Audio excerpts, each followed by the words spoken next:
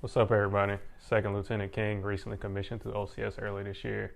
So the basis for this video is just some tips and recommendations, specifically for my in-service / prior service candidates.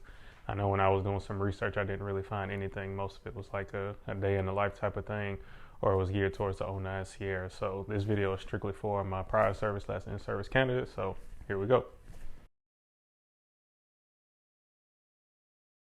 So tip number one, come to the course with no expectations.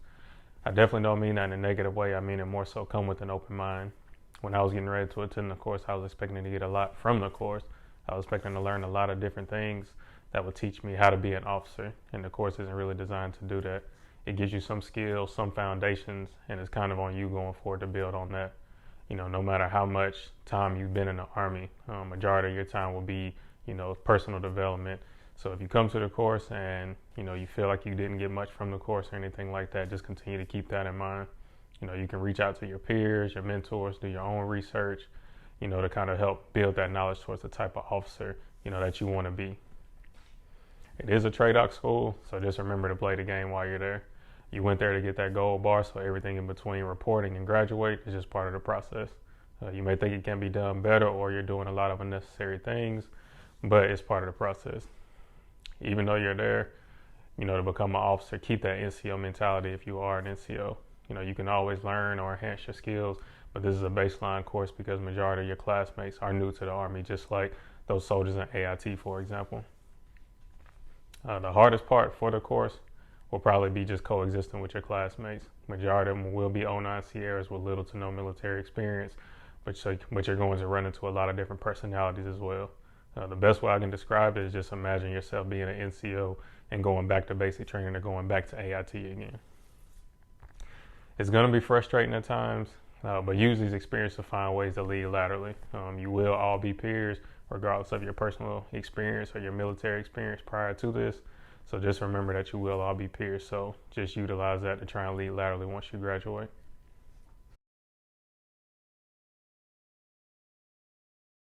So tip number two, it'll be about PT. Obviously, we're soldiers, right? PT is one of the cornerstones of our jobs. You will be taking the ACFT. It doesn't count for the OML.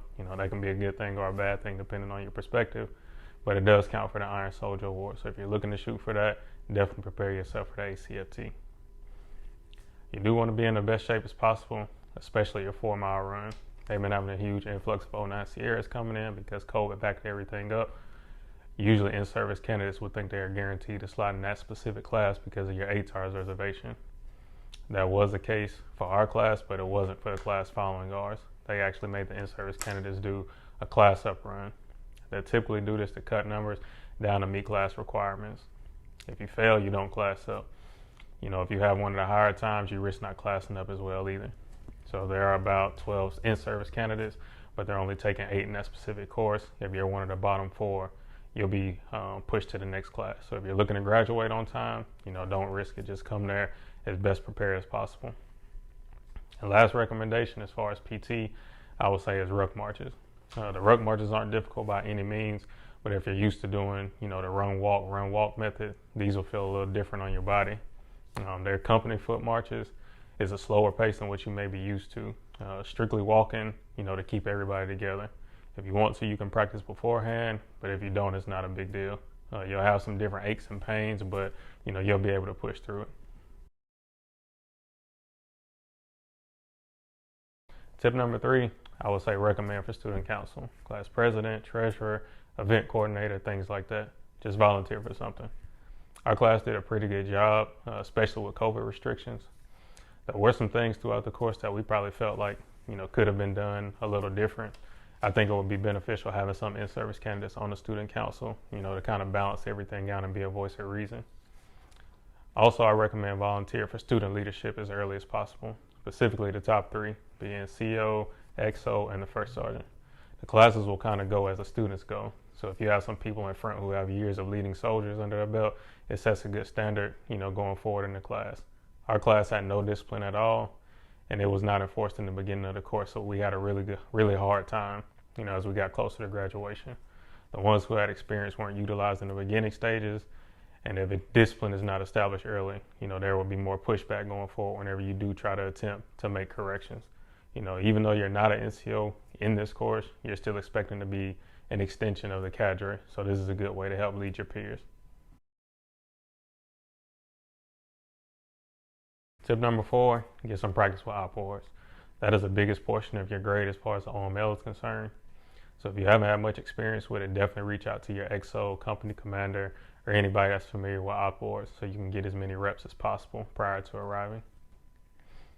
Majority of us came to the course with little experience with op boards, so the reps will definitely help.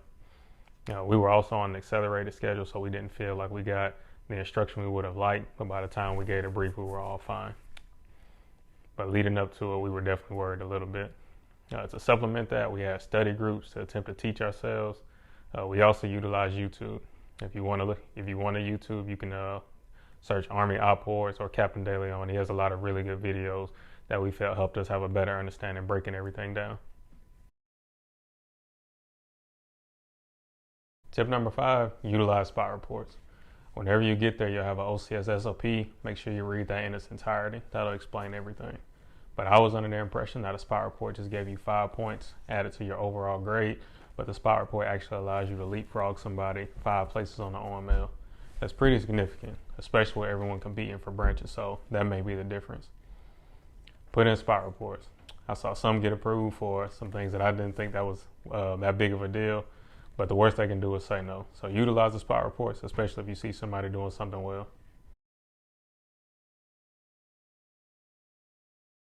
Last tip that I'll give is make sure you have discipline. As I mentioned earlier, our class had no discipline, and it made it that much more challenging for us as the course went on. You being an in-service candidate, you'll be leading even when you're not in a designated role. So the sooner everyone gets on the same page and buys in, the easier and more enjoyable the course will be. Help your classmates know what right looks like, and make sure you are also leading by example. Some of them will want your leadership and advice because of your experience. Others won't, or they don't care. Regardless, continue to try and teach and pass on that knowledge to your peers like someone did for you in your career to help you be successful. I love my platoon because they were always asking questions and thirsty for knowledge. I would talk to them all the time, talk to the top 3 or anyone that had questions. If someone was doing something wrong or they didn't know what they were doing, I would pull them to the side and help them out instead of calling them out in front of everybody. Do what you can to help your peer get better. And last thing I'll say about discipline and leadership is enforce the EO and SHARP programs. Your 09 Sierra classmates, they may not understand how serious these offenses can be, but you definitely do. So remember while you're there. There should be no reason you put yourself in a position to lose this opportunity by violating either one of these programs. Don't put yourself in jeopardy, and don't allow your classmates to do that to themselves either. But that wraps it up for all my tips to help you have a better time at OCS. If anybody has any specific questions about OCS, leadership, or whatever, feel free to utilize my contact information, and I'll be more than happy to help.